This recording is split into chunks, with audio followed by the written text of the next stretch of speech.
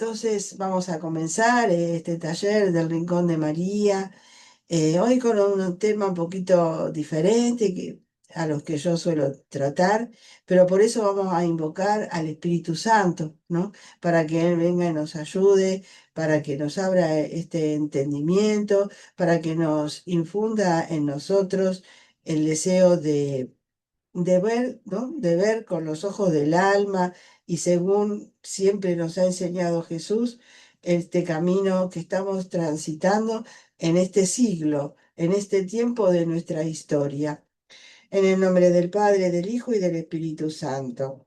Ven, Creador Espíritu amoroso, ven y visita el alma que a ti clama, y con tu soberana gracia inflama los pechos que criaste poderoso.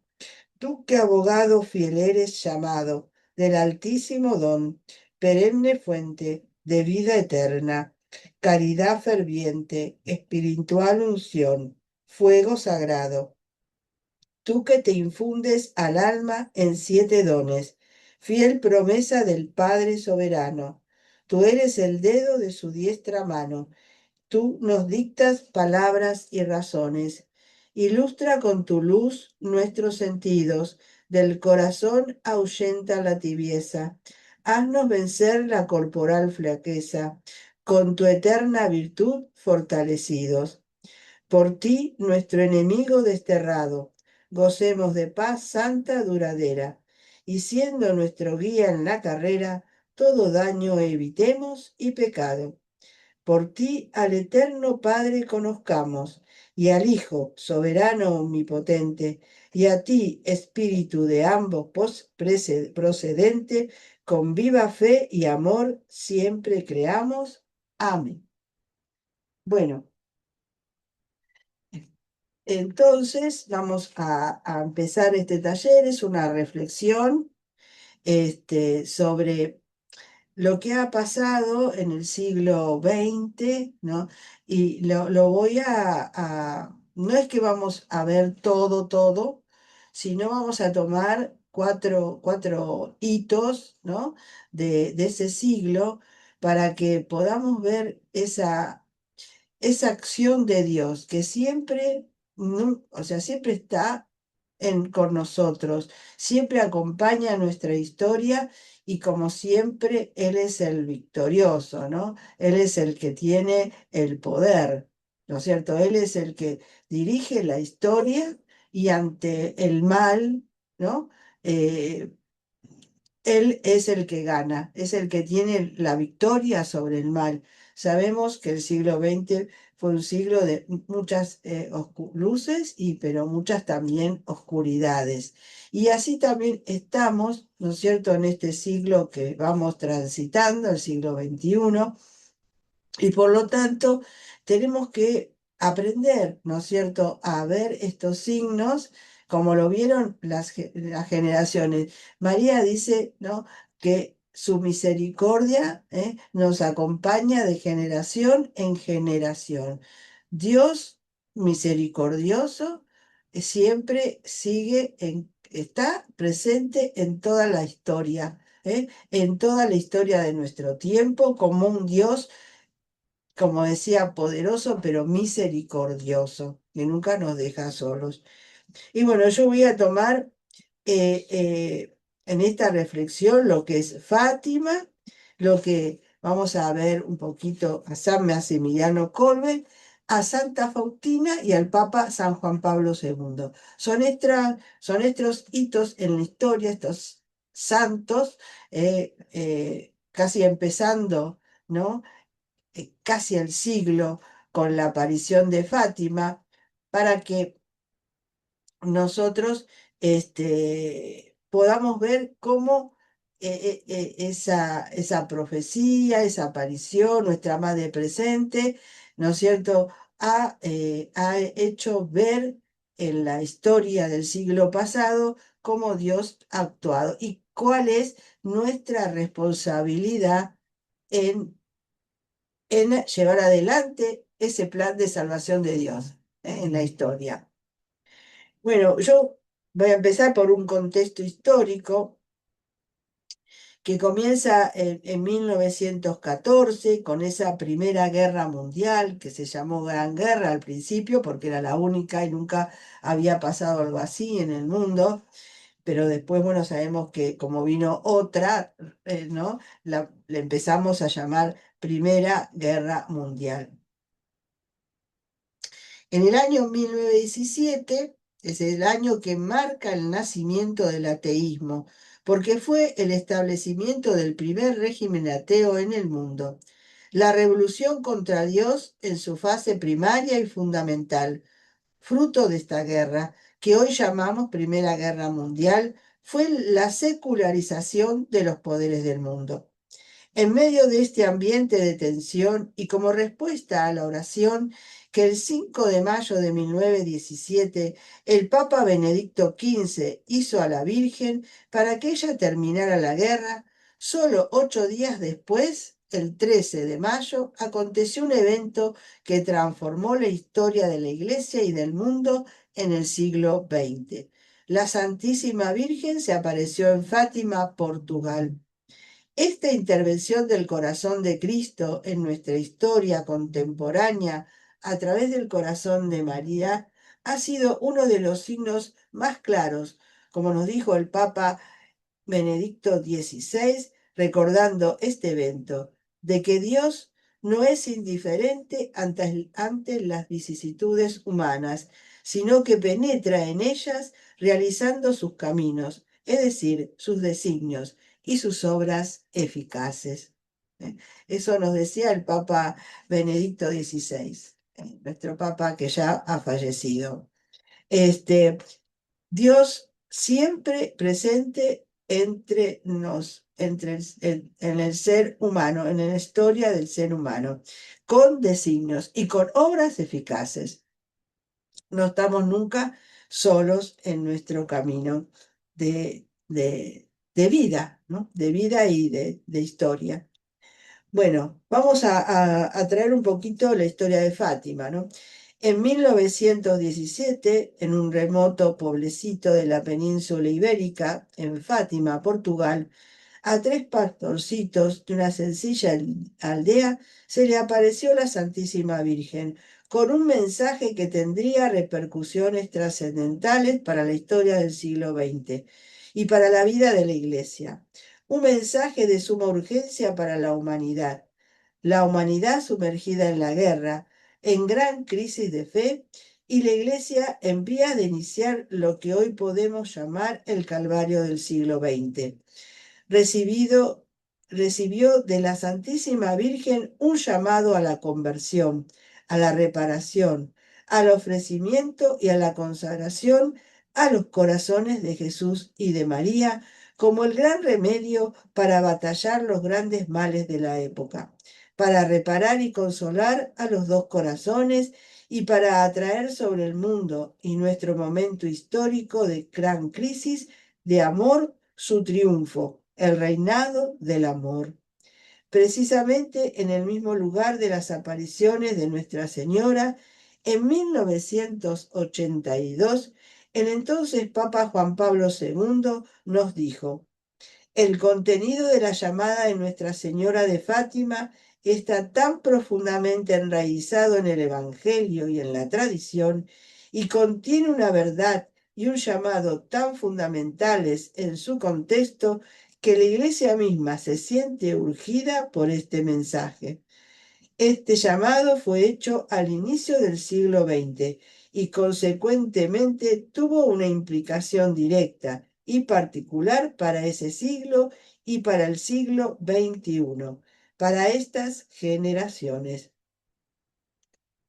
O sea, ya el mismo Papa Juan Pablo II nos habló de que este mensaje de Nuestra Señora en Fátima era algo fundamental, ¿no? Era de tenerlo en cuenta, ¿no? Era un signo del cielo para que nosotros podamos cambiar lo que estaba sucediendo en ese entonces y lo que podemos también nosotros hoy en día también cambiar a través de su mensaje, ¿no?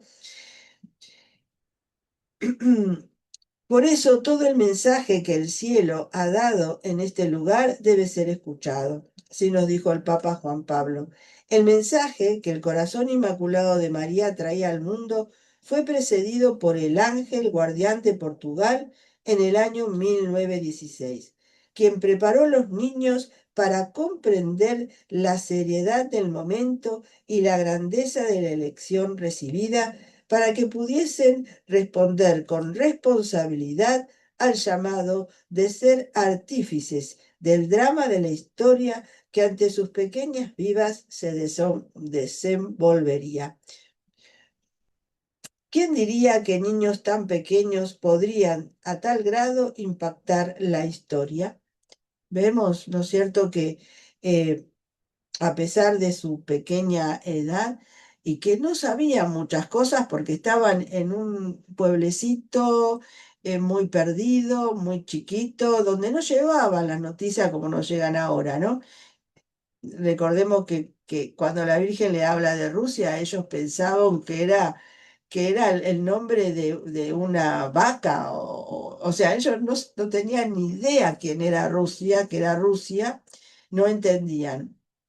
Pero sin embargo, estos niños fueron preparados primero por el ángel, después por la Virgen, para responder, abrirse a ese mensaje, a ese pedido del cielo, para poder cambiar lo que estaba pasando en ese tiempo eh, de, de- de cosas malas como era la guerra, ¿no? Y de cómo era, como todo lo que venía del comunismo.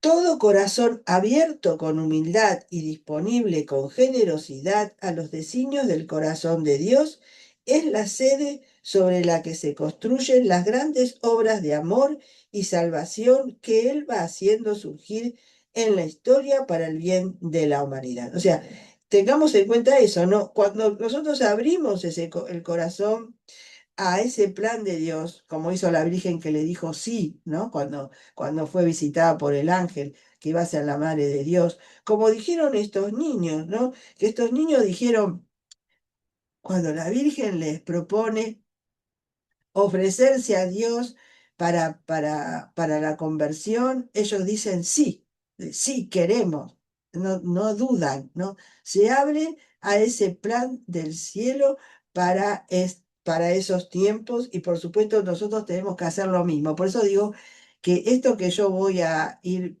relatando en este tallercito, ¿no? Es para que tengamos en cuenta de que podemos nosotros ser artífices de este tiempo para el bien, para que las sombras y las tinieblas que nos rodean hoy con tanta cosa mala que nos sucede, nosotros podemos cambiarla a través de que nos dejamos transformar por este amor de Dios, el amor de Dios que lo transforma todo.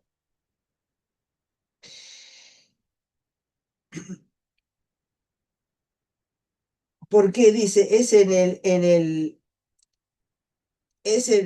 el corazón de Dios donde está la sede que se construyen las obras grandes del amor y la salvación que Él quiere para el mundo. Él va haciendo surgir en la historia para el bien de la humanidad. Solo se necesita un corazón dispuesto a la voluntad de Dios para que Él pueda entrar en la historia y efectuar poderosamente su salvación. ¿Quién mejor que la Virgen Santísima sabe de esta profunda realidad? Su corazón fue el que acogió el designio del corazón de Dios de hacerse hombre y venir al mundo a salvarlo. Ella es la que ha abierto su corazón de par en par al corazón de Cristo. Por eso la encarnación inaugura la nueva alianza, la íntima relación del corazón de Jesús con el corazón de María. Relación de corazones cuyo fruto fue la redención de toda la humanidad. El fiat del corazón de María, he aquí la esclava del Señor, es la perfecta respuesta de amor al fiat del corazón de Dios hecho hombre, el cual, siendo de condición divina, se despojó de sí mismo, obedeciendo hasta la muerte de cruz. Filipenses 2, 6, 8, para salvarnos. El fiat del corazón humano es la única condición necesaria para que Dios pueda realizar grandes obras en cada momento histórico y para que se haga realidad la promesa de la Virgen, que la Virgen nos hiciera en el Magníficas. Su misericordia llega de generación en generación. El ángel, porque en realidad el título de estas reflexiones se llama Los corazones de Jesús y de María tienen designio de misericordia para nosotros. Ese es el verdadero título. Y recordemos que eso fue lo que lo que dijo el ángel a estos pastorcitos. Ahí en 1916, cuando se le aparece el ángel de la paz, el ángel de Portugal, le dice: los corazones de María están atentos a sus súplicas, tienen designios de misericordia. Así que eso es que al abrirse estos niños, ¿no es cierto? Y como nos pide también abrirnos nosotros también, al decirle también a Dios: sí, yo también quiero ser partícipe en esta historia que estamos transitando, de este mundo que tiene tantas sombras, para hacerte visible y hacer visible tu obra de salvación. Leer los signos de los tiempos. Precisamente para poder dar un fiat a los designios del corazón de Dios, a cada generación le corresponde saber identificar los signos de luz y los signos de sombra que se manifiestan en su tiempo. Como nos decía San Juan Pablo II en la carta Tercio Milenio Adveniente, número 17, debemos buscar todo lo que da testimonio, no solo de lo que el hombre hace, sino también de la intervención de Dios en las vicisitudes humanas. Esto se llama leer los signos de los tiempos, que como el Concilio Vaticano II nos enseña, son los indicios significativos, claros y evidentes de la presencia y de la acción del Espíritu de Dios en la historia. Gaudium Spes número 4. Corresponde a la Iglesia el deber permanente de escrutar a fondo los signos de los tiempos y interpretarlo a la luz del Evangelio, de forma que de manera acomodada a cada generación pueda responder a los perennes interrogantes de los hombres. Por lo tanto, cada generación tiene la responsabilidad de descubrir qué movimiento está gestando el Espíritu Santo para construir el reino de Dios en el curso de la historia, contrarrestar las fuerzas oscuras que se ciernen sobre el horizonte de la humanidad, alcanzar el corazón de los hombres de ese momento histórico y revelarles el amor salvífico de Cristo, fortalecer a la Iglesia con hombres y mujeres que se disponen a ser testigos luminosos en medio de la oscuridad del mundo. Bueno, son estas cuatro puntitos en que nosotros debemos investigar los signos de los tiempos, ¿no? Y cómo responder, con responsabilidad. Dejar que el Espíritu Santo vaya transformando nuestra mentalidad, nuestra mirada, como dicen estos cuatro puntos. ¿Para qué? Para construir el reino de Dios en el curso de la historia, ¿no? Nosotros decimos siempre en la misa o en el Padre Nuestro, que venga a nosotros tu reino, ¿no? El reino se va construyendo a través de nosotros, a través de cómo nosotros vamos haciendo lo presente. Contrarrestar, dice en el segundo punto, las fuerzas oscuras que se ciernen sobre el horizonte de la humanidad. ¿Cómo? Bueno, por supuesto haciendo el bien, viviendo el amor, construyendo esa civilización del amor que siempre nos decía San Juan Pablo II. Alcanzar el corazón de los hombres de ese momento histórico y revelarles el amor salvífico de Cristo. Llevar ese amor, esa, digamos, ese evangelio, esa buena noticia a los hombres de hoy, para que sepan que Dios los ama, que Dios tiene misericordia, que Dios quiere abrirse a que nosotros nos abramos a ese amor y a esa misericordia y que lo dejemos a Él actuar en nuestra vida personal y en el contexto en que estamos para el mundo. Y dice, cuarto punto, fortalecer a la iglesia con hombres y mujeres que se dispongan a ser testigos luminosos en medio de la oscuridad del mundo. Por eso yo voy a hablar de estos tres santos, porque son San Maximiliano Kolbe, Santa Faustina y San Juan Pablo II. Estos tres santos que fueron esos hombres y mujeres que se abrieron, ¿no es cierto?, a Dios, le dijeron sí con sus vidas, eh, para ser estos testigos luminosos, ¿eh? A veces yo siempre digo que nosotros estamos llamados a ser esas lucecitas, ¿no es cierto?, que están en medio de esta oscuridad, que son pequeñas, quizás somos pequeñitos, porque todos somos muy pequeñitos, pero si nos dejamos utilizar por Dios, vamos a hacer esa lucecita para los que han perdido el rumbo, ¿eh? Somos como pequeños faros para que esa humanidad, esa persona, que está buscando, diríamos, una luz, ahí nos ve a nosotros, ve ahí que estamos ahí para que se acerquen.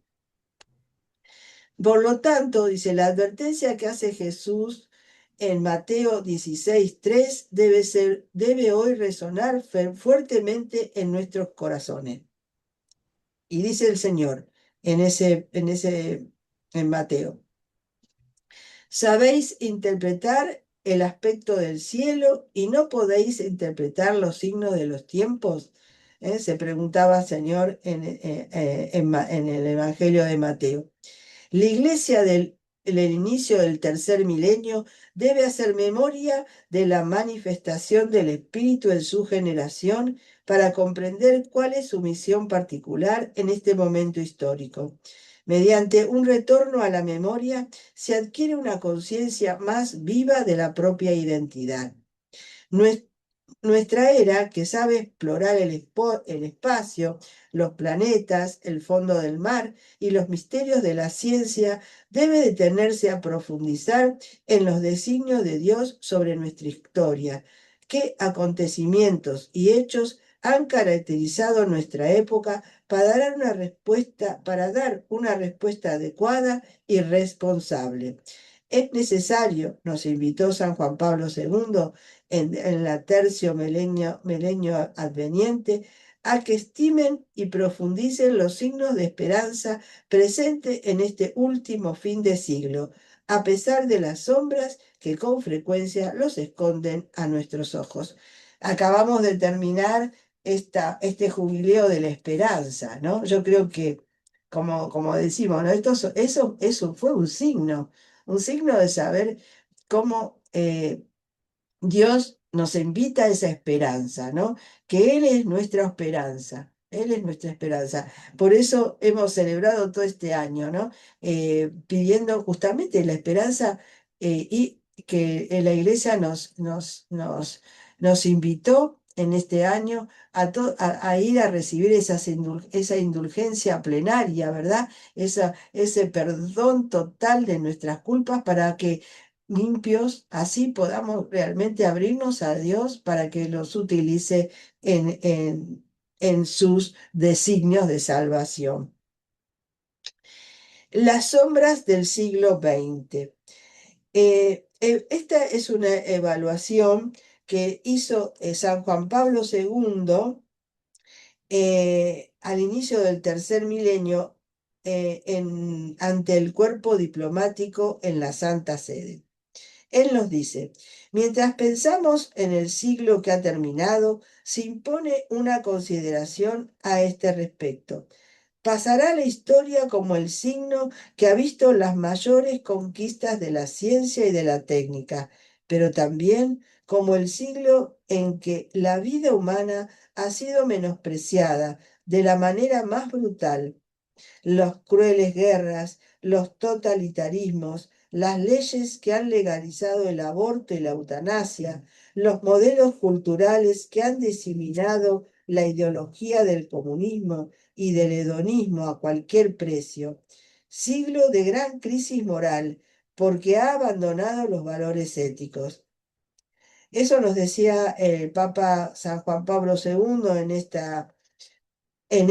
ante el cuerpo diplomático de la Santa Sede.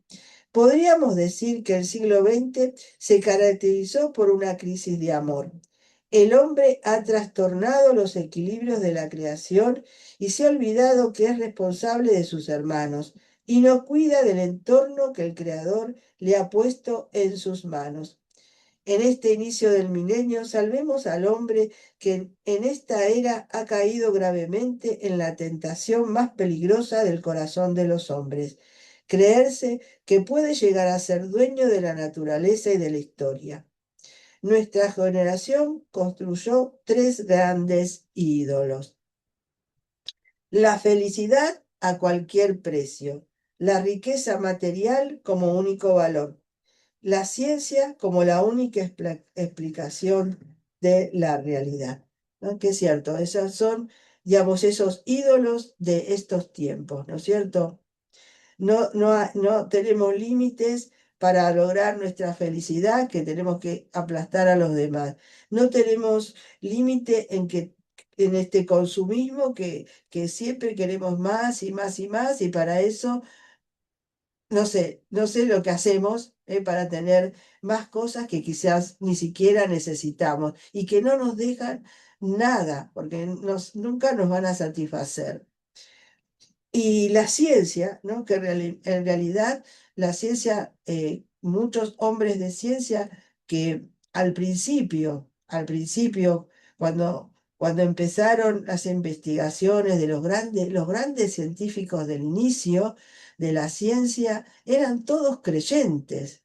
Después, con el tiempo, empezaron a ser ateos, a no creer que existe un Dios y pensar, ¿no es cierto?, que la ciencia tiene respuesta para todo, ¿eh? Para todo. Y no es así, no es así. Hay cosas que el hombre no va a poder nunca llegar a descubrir, porque son misterios de Dios. Es algo que Dios, que solo podemos verlo por la fe.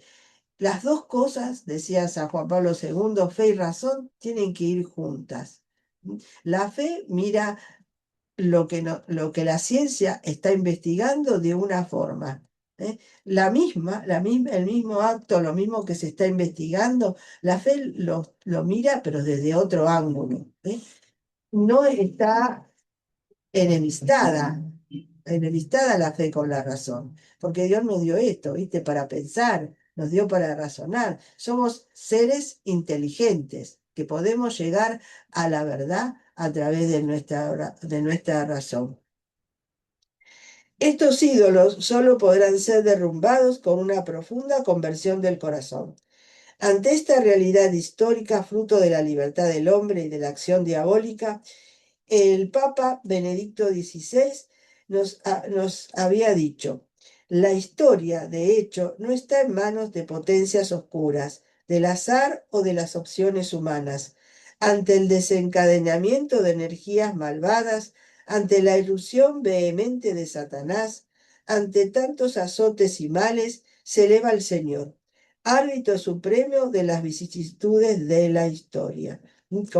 Como decimos, ah, nada de estas cosas, nada del mal, puede ser más que el amor de Dios, que Dios.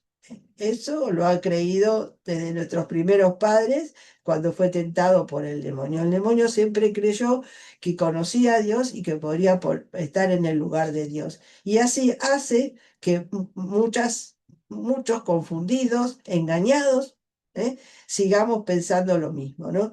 Que nosotros lo podemos todo y no necesitamos a Dios en nuestra vida o en la historia. Sin embargo, vemos como Dios siempre ha intervenido y es el triunfador. Nunca se va a dejar ganar por el mal. Y eso nos tiene que a nosotros llenar de esperanza, por supuesto, y de confianza. Bueno, precisamente esta es la razón, nos dijo el cardenal Tarcisio Bertone, por la cual al inicio del tercer milenio Juan Pablo II tomó la decisión de hacer pública la tercera parte del secreto de Fátima, revelando así que el capítulo de la historia del siglo XX, que fue marcada por la trágica voluntad de poder y de inequidad, está ante todo impregnada del amor misericordioso del corazón de Dios y del corazón de la Virgen. Corazones que desde el inicio del siglo pasado han revelado un designio de misericordia a nuestra generación, designio que comienza a manifestarse al mundo en el verano de 1916, cuando el ángel en Portugal dice a los pastorcitos: ¿qué hacéis? Orad, rezad mucho. Los corazones de Jesús y de María tienen sobre vosotros designios de misericordia.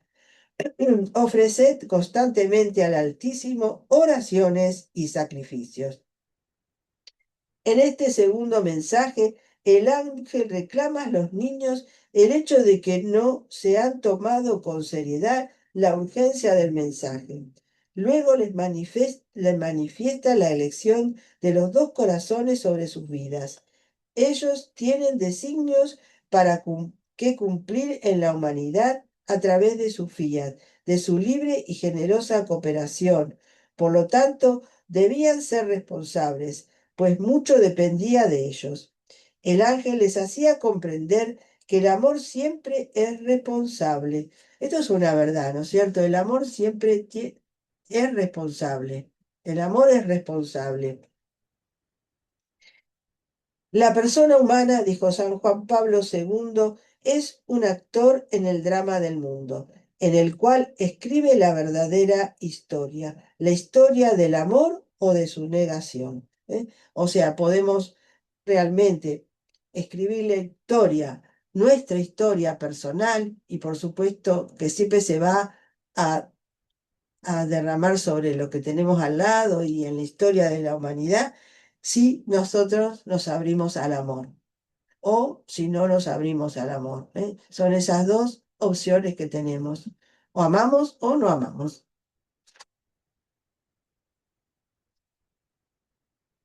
Bueno, en el drama del mundo del siglo XX, Jacinta, Francisco y Lucía jugarían un papel crucial. Las palabras del ángel, de todo lo que puedan ofrecer un sacrificio, fue la regla de vida para estos pastorcitos. Las palabras de la Virgen, no ofendan más a Dios, que ya está muy ofendido, traspasaron el corazón de Francisco, quien se ofreció como víctima de reparación y consolación al corazón eucarístico de Jesús. Cuántas horas ante el Santísimo para acompañarlo y reparar por el abandono de los hombres de nuestra época. Hoy pienso yo que también, por supuesto que estos niños recibieron una gracia, ¿no?, especial del cielo para poder responder con su fiat y con su sacrificio a esto que le pedía Dios a través de la Virgen. Pero también nosotros, ¿no es cierto?, tenemos un ejemplo que podemos realizar, pequeños, ¿no?, pequeños gestos, como es estar, digamos, ir a hacer alguna adoración eucarística, ir al sagrario, hacía como hacía Francisco, el pastorcito, que pasaba muchas horas en el sagrario haciendo compañía a Jesús para consolarlo por tanta gente que lo deja solo, que lo traiciona hoy en día, ¿no? Ya, ¿cuántos sagrarios, cuánta gente va al sagrario? A veces lo vemos en la Santa Misa, ¿no? Cuando vamos a la iglesia, ¿no? Que pasan delante del sagrario como si no existiera nadie ahí. Y ahí está Jesús esperando con el corazón abierto para darnos a nosotros el amor que estamos necesitando. ¿eh? Él quiere que nosotros nos acerquemos al sagrario. Hay una canción que, ¿no?, que a veces, que ahora no sé si me va a venir a la mente cómo es, pero que nos dice que Él nos está esperando. Cuánto he esperado este momento, ¿no? Cuánto he esperado que vinieras aquí, dice la canción, ¿no? Él nos está esperando. Jacinta, que movida por un profundo amor a los pecadores, a quienes había visto ir al infierno, porque nadie oraba y se sacrificaba por ellos, se ofrece como víctima por los pecadores, para poner con su vida y su sacrificio, como ella misma lo dijo, una tapa que impidiera que los pecadores entraran en el infierno. También Jacinta vio a un papa sufriente y se ofreció por él. Un papa que lloraba y se cubría el rostro con sus manos. un papa herido, un papa por el que ella ofreció su vida, aunque no lo conocía, ni siquiera había nacido. ¿Qué poder tiene el ofrecimiento de una niña para cambiar de tal forma la historia que en 1981, el 13 de mayo a las 17:17 horas, Juan Pablo II, a quien un asesino profesional disparó con precisión para matar y a pocos pasos de distancia, dijera con certeza? Una mano disparó y una mano materna guió la trayectoria de la bala, permitiendo al papa agonizante que se detuviera a las puertas de la muerte. Por ello, el 13 de mayo de 2000, con gran emoción, Juan Pablo II exclamó en Fátima durante la homilía de la misa de beatificación de los dos pastorcitos: Gracias, Jacinta, por salvarme la vida. Juan Pablo II fue testigo de que el Inmaculado Corazón triunfó. El corazón materno de María es más fuerte que el proyectil asesino, dijo, y por eso quiso que la bala que un día traspasó su cuerpo fuera engarzada en la corona de la Virgen en Fátima, en Coba de Iría. Y ahí está, ¿no? Él llevó la bala y la puso en la corona. Bueno, se supo bien después que había un lugar en la corona porque no se sabía dónde la iba a poner esa bala. Pues había un lugar en la corona que esa bala quedó ensartada, pero perfectamente. Ahí no necesitó nada, que era el lugar para eso. Ya estaba, ya la Virgen la había preparado. Miren cómo es, ¿no? Las cosas del cielo. El corazón materno de María es más fuerte que el proyectil asesino, dijo San Juan Pablo. En esa misma ocasión, Juan Pablo II, a través del cardenal Ángelo Solano, secretario de Estado, quiso revelar al mundo el esperado tercer secreto y que el Papa, que caminaba tembloroso entre cadáveres y en una generación en ruinas, era el mismo. Sin embargo, lo más poderoso de la revelación de este secreto no fueron tanto sus signos, sino más bien su mensaje, como nos explicó el cardenal Joseph Ratzinger, ahora que después fue Papa Benedicto XVI.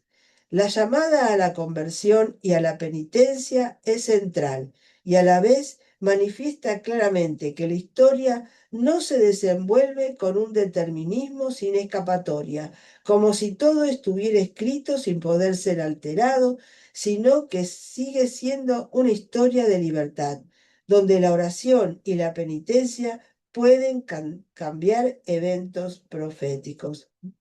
Yo siempre digo que la mejor profecía es la que no se cumple. ¿Eh? Todo el secreto es un dramático llamado a la libertad del hombre, una llamada a cambiarse a sí mismo y por lo tanto a cambiar el curso de la historia. Esto es precisamente lo que este secreto tiene de similitud con el Apocalipsis. Si el Papa Juan Pablo II fue protegido de la muerte el 13 de mayo de 1981, es una señal de que la historia puede ser cambiada por la oración. Eso lo dijo también el cardenal Ratzinger en el año 2002.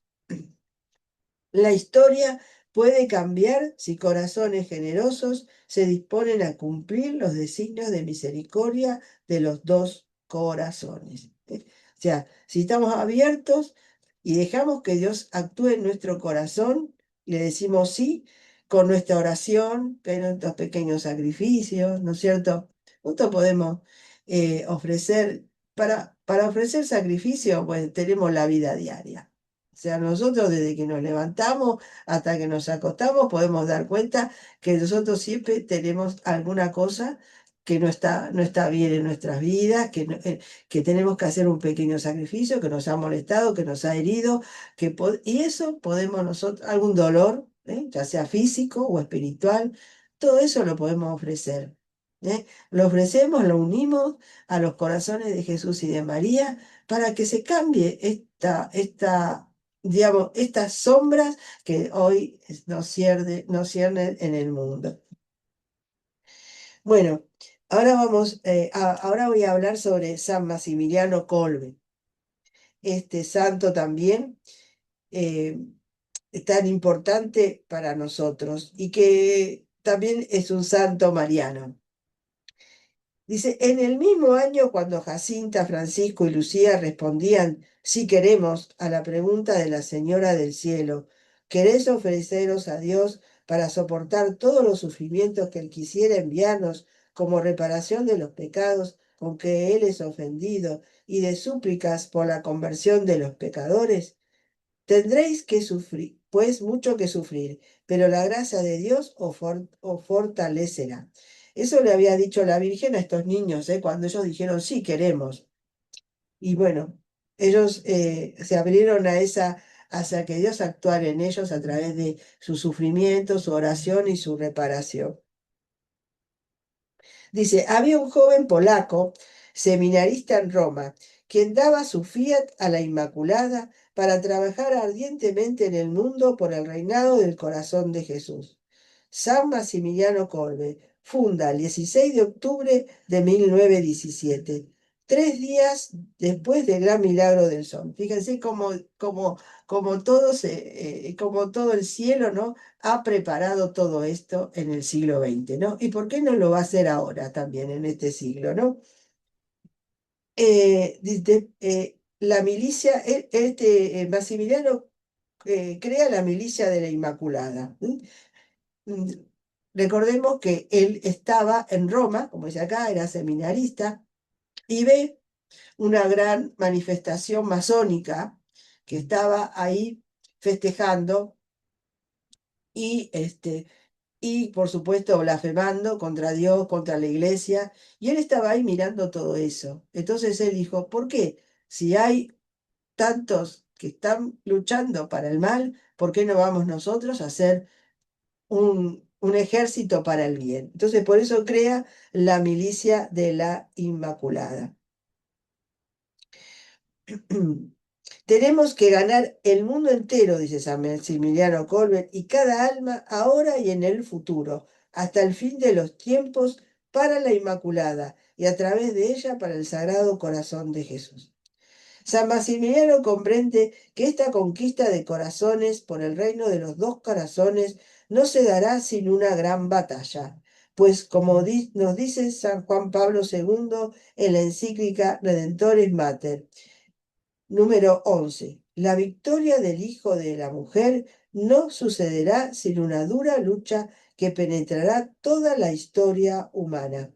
María está situada en el centro mismo de aquella lucha que acompaña la historia de la humanidad en la tierra y la historia misma de la salvación.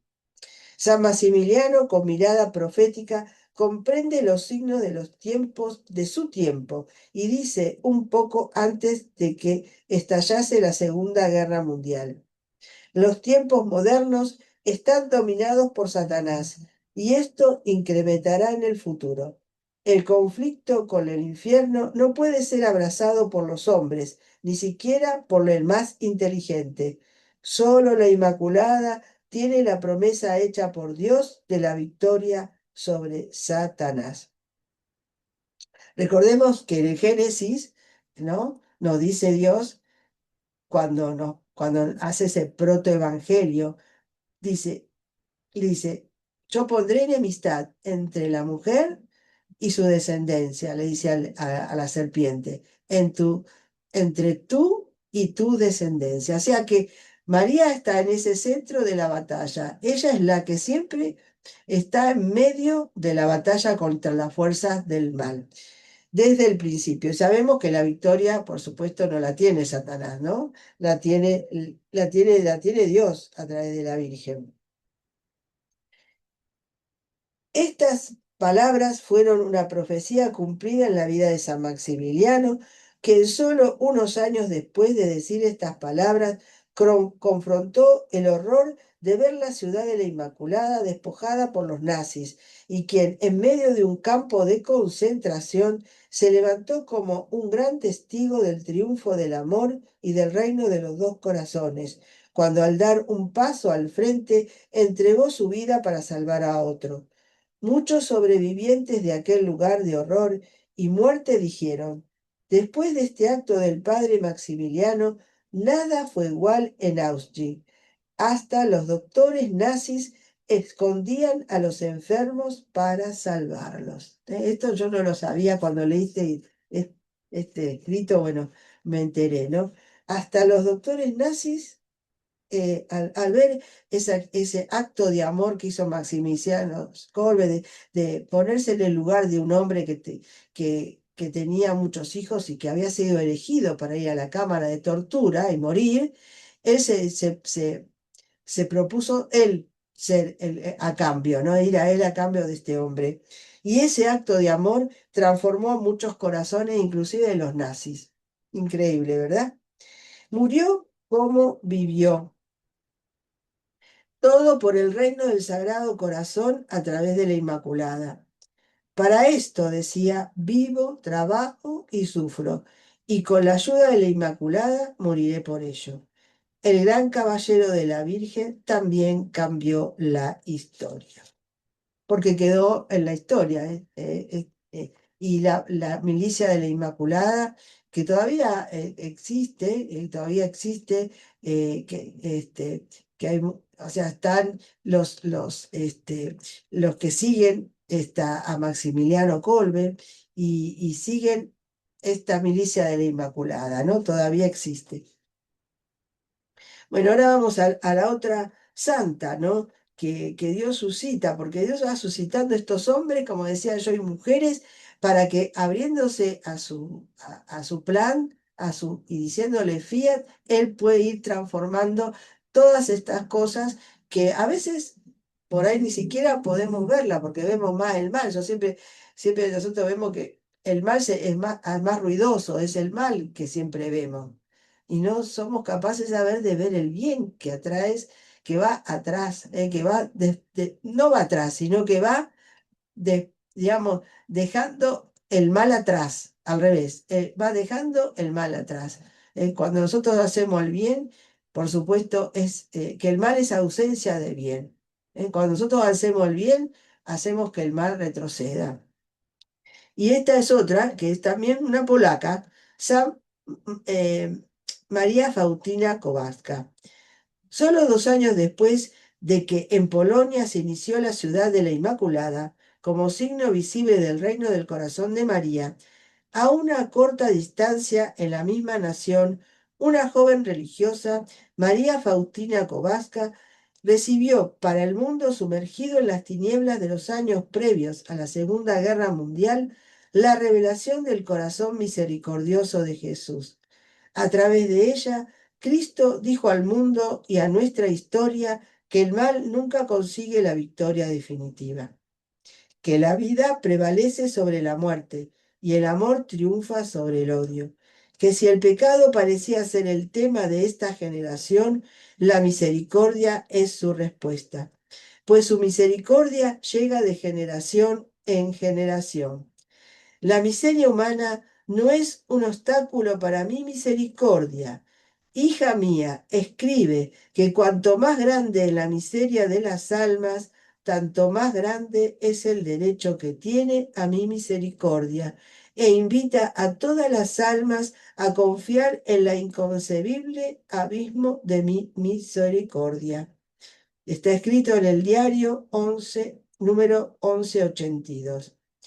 La humanidad no encontrará ni paz ni tranquilidad hasta que no se vuelva con confianza a mi divina misericordia. Santa Faustina se ofrece igual que los niños de Fátima por los pecadores, especialmente por los que habían perdido la esperanza en la misericordia del corazón de Dios. En su visión de ofrecimiento, incluso llegó a experimentar en su cuerpo el dolor y las consecuencias de los abortos que se realizaban en Polonia ilegalmente en altas horas de la noche, convirtiéndose de esta forma en alma víctima por la vida. La secretaria de la Misericordia del Corazón de Cristo transmite un mensaje que transformó y transforma la historia de nuestra generación. Nuestro mundo tan moderno, tan rico de ciencia, de técnica y de descubrimientos, al final no es capaz de dar un sentido a la propia existencia. Se encuentra dividido en su interior, movido por el odio, por la guerra y por la muerte, y tiene que volver a encontrar la fuerza y las razones para poder vivir y esperar. Y los cristianos creemos y afirmamos que estas razones y esta fuerza solo se encuentran en el corazón de Dios. Por tanto, el mundo de hoy, que experimenta y experimentará su propia pobreza, tiene necesidad más que nunca de un anuncio de gracia y de misericordia que solo Dios puede ofrecer. Un misterio gratuito de amor de Dios por la humanidad, el único amor en el cual el hombre puede descansar.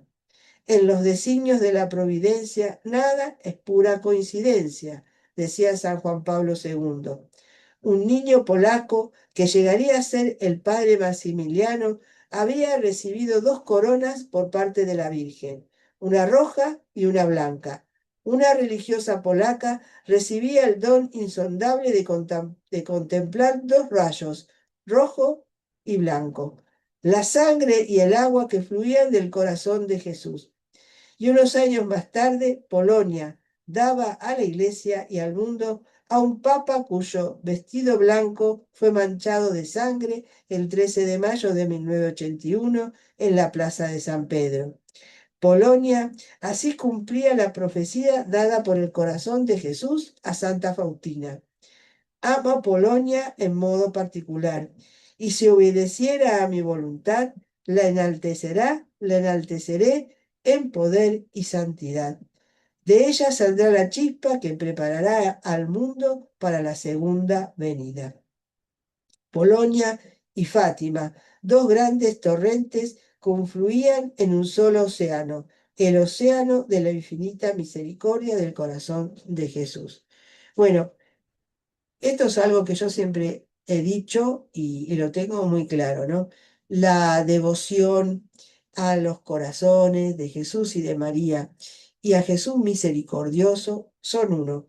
Es uno solo, es una sola devoción, por lo que de donde nosotros nos vienen todos estos torrentes de amor y de misericordia, ¿no? Por eso debemos tener en nuestro haber esas devociones, ¿eh? Debemos ser los devotos del corazón de María, los devotos del corazón de Jesús, los devotos de la Divina Misericordia. Qué hermoso el mensaje de la Divina Misericordia. Recordemos que ese mensaje que recibió Faustina, pues tardó un tiempo. ¿Eh? Ese diario que ella escribió, que Jesús le mandó a escribir con todas sus palabras, este, quedó como muy atrás en el tiempo hasta que llegó justamente Juan Pablo II. Cuando llega él, Juan Pablo II, vuelve a releer este libro, vuelve a mandarlo a los teólogos para que lo revisen y ahí lo da a conocer. Y por eso es el Papa también de la Divina Misericordia, el Papa bueno, canonizó a Santa Faustina y nos dio esta devoción, ¿eh? Nos dio la fiesta de la Divina Misericordia, esa fiesta de la Divina Misericordia donde se abren los depósitos de gracias del cielo, ¿eh? Dice Jesús, ese día se abren las compuertas del cielo para que la misericordia de Dios se derrame sobre todo las almas dispuestas, no sé, a recibirla. Así que fíjense cómo Dios había preparado ese siglo XX, ¿no? Que ahora nosotros lo estamos disfrutando también, ¿eh? Todo esto lo estamos disfrutando en este siglo XXI. Y bueno, ahora entonces vamos a hablar del Papa, ¿no? Del Papa San Juan Pablo II. El Papa de los dos corazones que cumple sus designios de misericordia. Testigo de las grandes batallas del siglo XX, fue con razón llamado el Grande. Dice, le dijo a Santa Faustina, ¿no? A Polonia la enalteceré en poder y santidad. Juan Pablo II el Grande, desde temprana edad, además de sus sufrimientos personales, vivió las dramáticas y heroicas vicisitudes de su país, Polonia. En las últimas décadas fue también protagonista, primero como sacerdote, después como obispo y finalmente como papa, de muchos episodios de la historia de Europa y del mundo entero. Todo esto, según él mismo confirmó, lo llevó a madurar en su comprensión de las formas en que el mal quiere influenciar la historia. En su libro Memoria e Identidad escribió: la historia de la humanidad es una trama de la coexistencia entre el bien y el mal. En nuestros tiempos el mal ha crecido desmesuradamente, a tal grado que ha alcanzado proporciones gigantescas. Un mal que ha utilizado las estructuras estatales para llevar a cabo sus designios. Un mal erigido en sistema. Pero a la vez, si Juan Pablo II logró penetrar con aguda mirada los males de este tiempo, también logró descubrir con confianza de corazón que, como nos dice San Pablo en Romanos 5:20, donde abundó el pecado, sobreabundó la gracia. En una entrevista le preguntaron en qué fundamentaba su confianza ante la oscuridad de estos tiempos: en el poder del amor del corazón misericordioso de Cristo, pues estoy convencido de que al final es el único que sale y saldrá victorioso, y que la fuerza materna que prepara esos triunfos es el corazón inmaculado de María. Por esto nos dijo en su libro Cruzando el umbral de la esperanza: la victoria, si llega, será alcanzada por María. Cristo vencerá por medio de ella, porque Él quiere que las victorias de la Iglesia en el mundo contemporáneo y en el mundo del futuro estén unidos a ella. Sí, Juan Pablo II vivía convencido de esta verdad, pues era testigo de que de muchas y diferentes formas, desde las realidades de su propia nación hasta la caída del comunismo soviético, que María participa de forma maternalmente poderosa en la victoria del corazón de Cristo sobre el mundo, y que el medio seguro para activar esta mediación materna es a través de la consagración a su corazón. Bueno, siempre yo hablo de la consagración, ¿no? Debemos consagrarnos al corazón de María. Según el gran mariólogo Stefano Di Fiore, si los últimos papas han hablado favorablemente sobre la consagración mariana, Juan Pablo II la ha hecho una de sus características claves de su pontificado. Para Juan Pablo II, la consagración mariana es un punto elemental en su programa de vida espiritual y pastoral. ¿Y cómo no hacerlo si tanto él como todos nosotros somos testigos de que la Virgen ha hecho la historia de nuestras vidas, naciones y familias para hacer que el reino de su Hijo prevalezca sobre las amenazas del mal? ¿No hemos visto cómo el acto de consagración del mundo al Inmaculado Corazón en 1984 derrumbó milagrosamente sin una gota de sangre el sistema totalitarismo y ateo del comunismo ruso que había traído los mayores mártires de la Iglesia del siglo XX? Recordemos que Juan Pablo II hizo esta consagración al mundo, ¿no? Al corazón inmaculado de María en 1984, que trajo esta gracia grande, ¿no? O sea, el derrumbamiento del sistema comunista, ¿no? Que lo hizo sin derramar ninguna gota de sangre, de buenas a primeras. Lo que muy pocos saben es que mientras Juan Pablo II pronunciaba el acto de consagración en la plaza de San Pedro, en Roma, en comunión con todos los obispos, y escuchen bien lo que pasó, escuchen bien porque eso no lo sabe mucha gente, ¿no? El obispo Pavel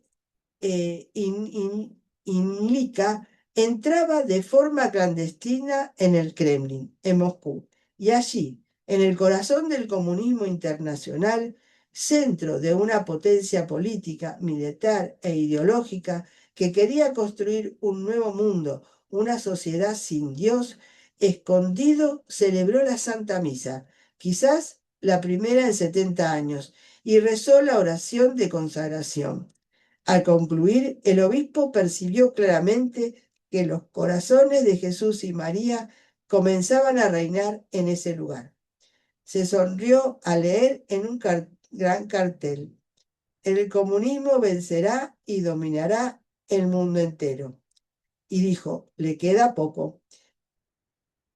Los dos corazones triunfarán en Rusia, porque el amor misericordioso de Jesús vence el pecado, el odio, la violencia y el mal.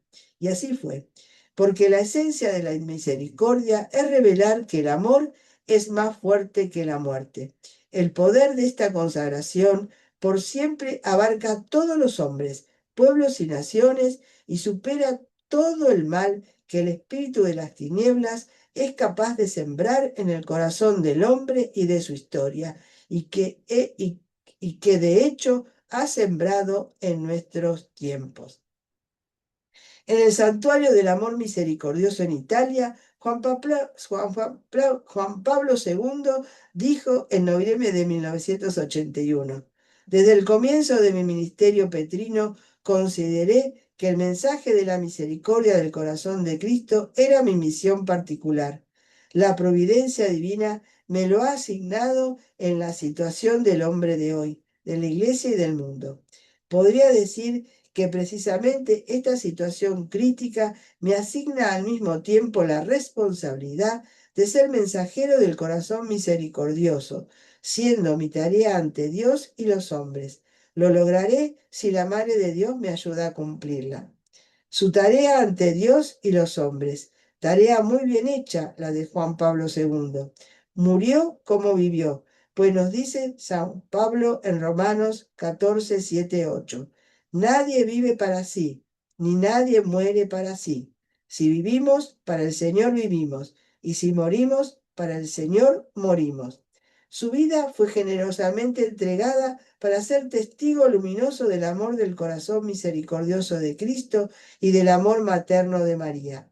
Esa fue su tarea que cumplió también, aún en su muerte, la cual se da un primer sábado de mes en la víspera de la Divina Misericordia, entre los dos corazones. Él muere ese día, primer sábado y víspera de la fiesta de la Divina Misericordia. Fue testigo no solo con sus palabras, sino hasta con sus gestos. ¿Qué gesto más elocuente nos deja antes de morir? Muere entre los dos corazones, por los que él dio la vida, gota a gota, para promover su reinado en el mundo, para dar testimonio de que el amor de estos dos corazones es más fuerte que todo el mal de nuestra historia, de nuestra generación. Solo el amor crea, solo el amor triunfa, nos enseñaba San Maximiliano Kolbe, porque solo el amor tiene una potencia invencible. Estas palabras fueron la razón por la que una ola de amor cubría Roma y al mundo entero después de la muerte de Juan Pablo II en su funeral. Hemos visto que el sufrimiento por amor quema y consume el mal con la llama del amor y obtiene también del pecado un multiforme florecimiento de bien. Recordemos que cuando murió Juan Pablo II, lo que se gritaba era santo súbito, ¿no? Santo súbito. Ya la gente quería que lo nombraran santo. Y la verdad que lo hicieron santo muy pronto, muy pronto, a San Juan Pablo II. Bueno, vamos a ir terminando ya diciendo un testamento para nuestra generación. Estas palabras son el mayor testamento que nos han dejado los grandes testigos y profetas del siglo XX. Ahora nos toca a nosotros construir la historia del siglo XXI, la historia de nuestra generación. Donde crece el mal, el cristiano tiene la gran oportunidad de combatirlo con el bien, y un bien que puede llegar a grados heroicos, porque el mal se vence con el bien, pero no sin muchos sacrificios y a veces hasta dando la vida. El mal, nos explicó Juan Pablo II en su último libro Memoria e Identidad, publicado solo 2 meses antes de su muerte, es siempre la ausencia de un bien que en un determinado momento se debería dar, que en una determinada generación se debió ejercer, que corazones debían generosamente entregar, pero nunca esa ausencia absoluta del bien. Es un gran reto, hermanos, porque el mal crece donde hay ausencia de bien. Qué gran responsabilidad hoy. Las palabras del ángel de Portugal a los niños resuenan como un eco en nuestros corazones. ¿Qué hacen? Los corazones de Jesús y María tienen designios de misericordia sobre ustedes. Fátima continúa siendo actual. En el libro Cruzando el umbral de la esperanza, Juan Pablo II nos dice, las palabras de Fátima parecen acercarse al fin del siglo a su cumplimiento. ¿Qué hace? ¿Qué hacemos? Esta generación tiene la misma misión de llevar el Evangelio a la humanidad del futuro. Vosotros sois los testigos de Cristo en el nuevo milenio. Sed muy conscientes de ello y responded con pronta fidelidad a esta urgente llamada. La Iglesia cuenta con vosotros. No tengan miedo de ser los santos y apóstoles del tercer milenio. Hermanos, las puertas de este nuevo milenio están abiertas. Hay que entrar y cruzar el umbral y ponernos en camino. Un camino en el que el amor del corazón de Jesús y de María va adelante y nos indica cómo recorrerlo. Una historia se escribe. Todos debemos escribirla con nuestra vida de santidad personal y colectiva. Hoy, igual que ayer y mañana, esta generación tiene una responsabilidad ante Dios y ante los hombres. Tantos se han dispuesto como Jacinta y Francisco, como Sor Lucía, como San Maximiliano, como Santa Faustina, como San Juan Pablo II, a cumplir con la entrega generosa de su propia vida, los designios de misericordia de los dos corazones. Otros han cerrado el corazón a esos designios. Por eso en una poesía de Juan Pablo II dice, la división de las generaciones pasa entre los que no han pagado bastante y los que tuvieron que pagar más de la cuenta. ¿Y nosotros, de qué lado estamos? La época moderna se ha caracterizado por ser una era de revoluciones, de cambios drásticos, rápidos y profundos. Desafortunadamente, estas revoluciones han sido buscando el hombre, han hecho que el hombre se alejara de Dios y por eso sus efectos han sido funestos. Han querido poner al hombre sobre Dios. Y vamos a nombrarlas estas revoluciones, que es la que nosotros tenemos que contrarrestar, ¿no es cierto? La revolución que se llama iluminación, donde queda la primacía de la razón. La revolución francesa, primacía de los derechos del hombre. La revolución comunista, primacía del Estado. La revolución industrial, primacía del trabajo. La revolución científica, primacía de la ciencia. La revolución sexual, primacía del placer. Estos son los ídolos de nuestro tiempo, que nosotros debemos contrarrestar con una vida de santidad, una vida de querer abrirse a la gracia de Dios para que los utilice, para que podamos ser esos testigos del amor misericordioso de estos dos corazones. Por eso yo los invito en este siglo XXI que es un signo de revolución, a un cambio drástico y profundo, que este siglo pase a la historia como el de la revolución del amor, cuya primacía es el corazón, sede del amor, cuya fuente es el corazón de Cristo y cuyo reflejo más perfecto es el corazón de María. Debemos aprender de la Virgen, ¿no es cierto? Cuando vamos a contemplar a la Virgen, cuando estamos cerca de ella, cuando la podemos imitar, estamos realmente imitando al corazón de Jesús. El hombre del año 2000 tiene necesidad del corazón de Cristo para conocer a Dios y para conocerse a sí mismo. Tiene necesidad de Él para construir la civilización del amor. Solucía dijo al cardenal Joachim Meissner el 13 de mayo del 2002. La Virgen de Fátima tiene mucho que hacer todavía, hasta que triunfen los sagrados corazones de Jesús y de María en nuestro mundo. Por ello, recemos junto con San Maximiliano Kolbe estas palabras de su oración de consagración. Haz que en tus manos purísimas y misericordiosas me convierta en instrumento útil para introducir y aumentar tu gloria en tantas almas tibias e indiferentes, y de este modo aumentar en cuanto sea posible el bienaventurado reino del Sagrado Corazón de Jesús. Comprendamos la seriedad del momento y la grandeza de la elección recibida para que podamos responder con responsabilidad. Nosotros somos elegidos, porque somos los cristianos, somos los católicos. En nuestro bautismo Dios nos ha consagrado para Él. Somos elegidos, nos ha elegido Dios, dice, ¿no?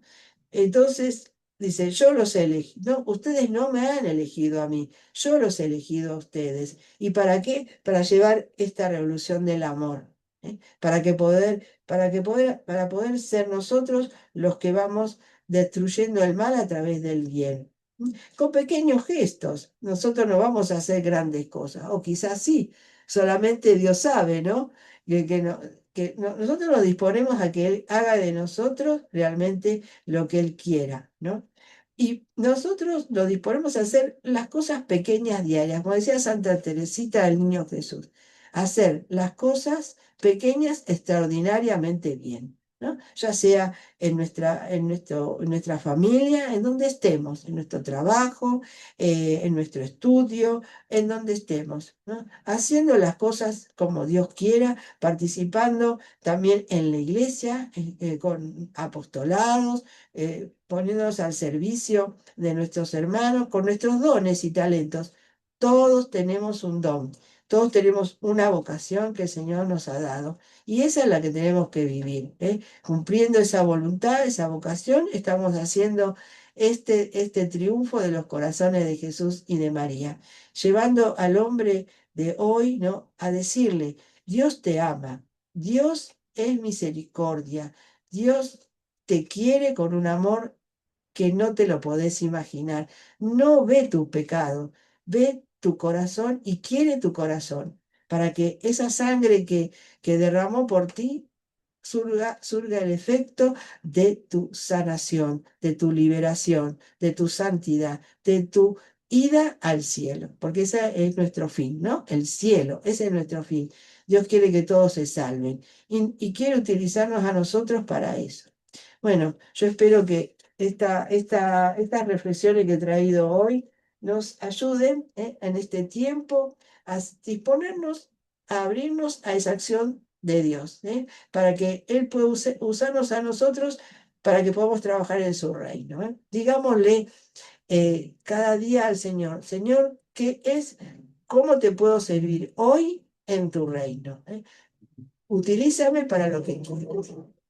Y seguramente el Espíritu Santo, como dije en la oración principio, que hice la oración del Espíritu Santo, nos va a guiar el camino, porque es el Espíritu Santo que nos abre a ese conocimiento de la voluntad de Dios. No pedirle al Espíritu Santo que nos diga, que nos indique el camino, ¿no?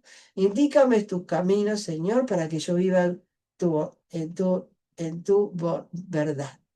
Orienta mi corazón totalmente al temor de tu nombre. Es un pedacito de un salmo que yo lo digo todos los días a la mañana. Bueno, espero que les haya gustado. Me estoy despidiendo. Gracias, Facundo, por acompañarme todo este tiempo. Ujú. Mis talleres a veces son muy largos. Sí, está bien, gracias a vos, Isabel. Bueno, espero que te haya dejado algo de esto y que bueno, que vos también te abras a esa acción de misericordia de nuestro buen Dios, del corazón de María. Estás acercándote a ella, que te estás acercando con el rosario, ¿no? Que ya es un caminito. Sí, así Bueno, es. bueno, gracias Much- Solás, también vos por acompañarme. Bueno, buenas noches. Nos vemos Buenas la noches, rosario. Isabel. Muchas gracias. Chao, chao.